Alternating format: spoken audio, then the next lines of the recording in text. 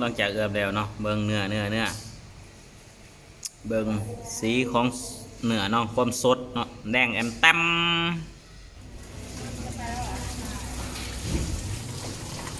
ดูความสดนะครับแดงกิ๊บ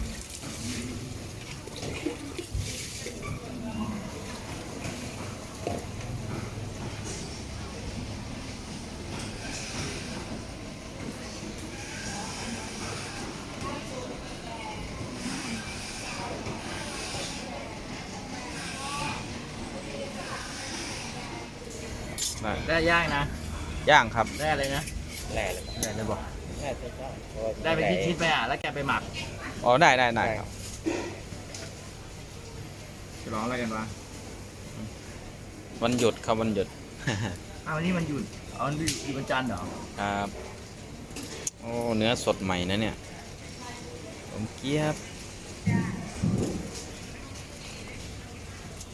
สวย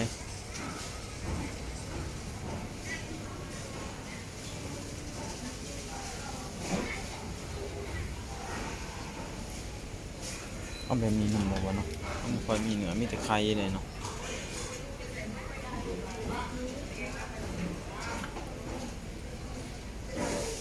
เอาติดเอ็นน้ำเนี่ยน้ำบอก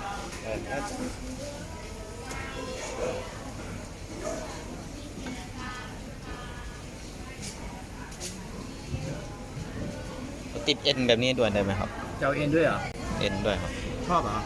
ใช่ครับชอบกินเหรอครับ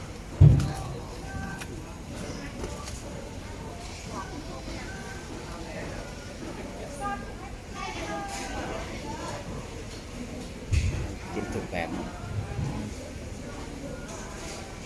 ครับชอบกินเอ็นกันวะขาลายเนื้อขาลายชอบเลย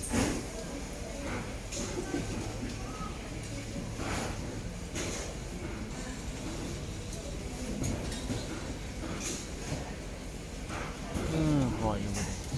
ต้องเข่าอีกด้วยก็ตายหาเลยเข่าอีกเลยเข่าไม่ต้องไปเช็คเลย2 โลเนาะ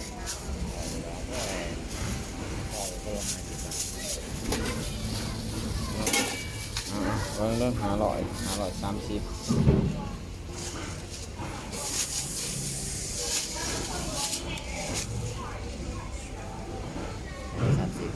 เนี่ยนะครับผมได้มาแล้วเนาะ2 โล3-4กินมันขอบคุณครับ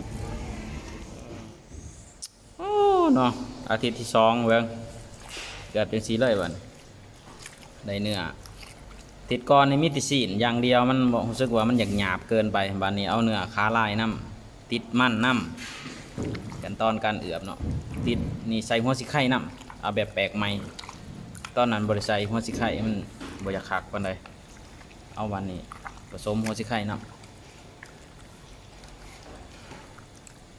เสียน2 โลตกอยู่500เนาะ500 กว่านิด530 บาทโลนึง265เนาะแต่ว่าเขาไปวังกรหันอยู่ตลาดหอยควงหันโลละ250แต่ว่านี้เขาไปตลาดอีกอันนึงเนาะถือว่าแพงขึ้น15 บาทเบิ่งสีสันกับหูเนาะว่าเบิ่งคนแดงโอยต้อยเลยเป็นตะกินขนาดนัวเป็นนัวนี่หายห่วงจะได้บ่มีพริกพงใส่เกือบใส่นี่เขาทาช้ำเหือล้นใช่ไหมนี่เนื้อขาลายอันนี้เอาน้อยเดียวโอ้เสียดายว่ะขาลายเอ็นยำกรุดนั่นบ่มีตัวติดหนังบ่มีเลยมีแต่เป็นน้ำมัน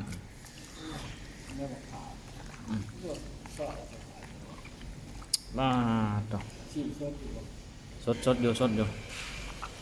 เอาที่ปนลงเนี่ยโอ้ได้เนี้ยเดี๋ยวถาเบิ่งรอบปรุงแจวว่าเขามันเลือเขาคอยใช้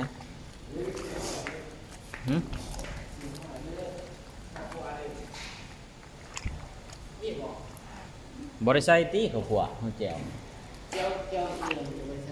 บอตอนติดแล้วยังบริษัทแม่นแต่ว่าเขาขัวเขาบริษัทแต่ว่าแจวติดแล้ว มันสิเข้ากันอยู่บ่แจ่วน่ะเอาคือทิศก่อนหั่นแหละก็คักแหละคักแล้วนี่ฮะบ่ต้องซื้อหยังนะซื้อแต่น้ำแข็งมาเด้อกันซื้อเด้อ5 บาทเอาเนื้อเข้าหนังได้2 มื้อโลดมื้อเดียวมันบ่ครั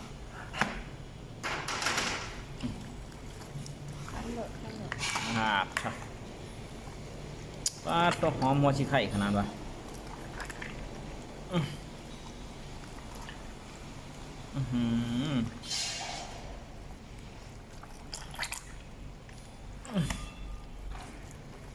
เกือบไว้จัก30 นาทีคอยปิ่งพอดีเมื่อเขาเนื้อเขาหนังคักปันยัง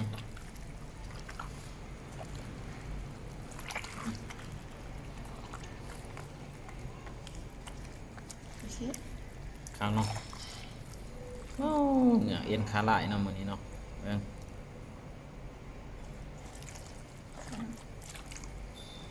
โอเคไหม โอเคใช่ไหม